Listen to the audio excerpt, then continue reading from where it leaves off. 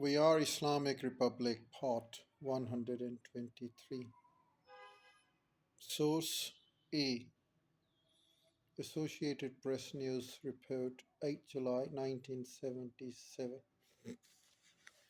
Source A. Tolerance for the deposed leader. The general, during prayers at a mosque, urged tolerance for the deposed leader, Zulfikar Ali Bhutto. General Zia said, before you propose a punishment for someone, ask yourself if you would like such punishment for you if you were in the same predicament. Source B. Death sentence. Journal Zia was speaking in 1988 to Emma Duncan, breaking the curfew, Michael Joseph, in 1989. He was tried for murder. I have always believed in the rule of law, and the Supreme Court, the judges he had appointed, passed the sentence. I have never commuted a death sentence. What was Journal Zia's policy of Islamization? Journal Ziaul Haq held the view that Pakistan's raison d'etre, reason for the existence, was to be an Islamic state. Since he had complete power, backed up by the army, he could ignore the views of others and pursue his ambition. He revived the Islamic Ideology Council to enforce Islamization program. He hoped that he would win support from the religious groups, particularly Jamaat-e-Islami, who had opposed Zulfikar Ali Bhutto. Source C. Created in the name of Islam. This country was created in the name of Islam. You take away the ideology of an ideological state, and nothing is left. This was a statement by General Ziaul Haq. During 1979 and 1980, a series of Islamic laws were enacted. A federal Shariat court was set up in 1980.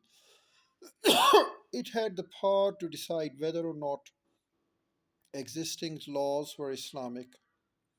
Zia insisted that all judges were made to swear allegiance to him. In 1981, for the first time, three ulema were appointed as judges to the federal Shariat court. Previously, they had acted as advisors, but now they were full time judges. Later, starting in 1982, ulema were appointed as Shariat Appellate Bench of the Supreme Court. The Hudud Ordinance, starting in 1977, created an Islamic penal code punishment that were intended to deter people from the crime, included public beatings.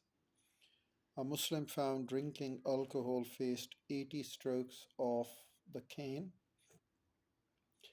The Zina Ordinance, imparted particularly unfairly on women. According to the law of evidence in 1984, the evidence of one man was taken as an equal to that of two women.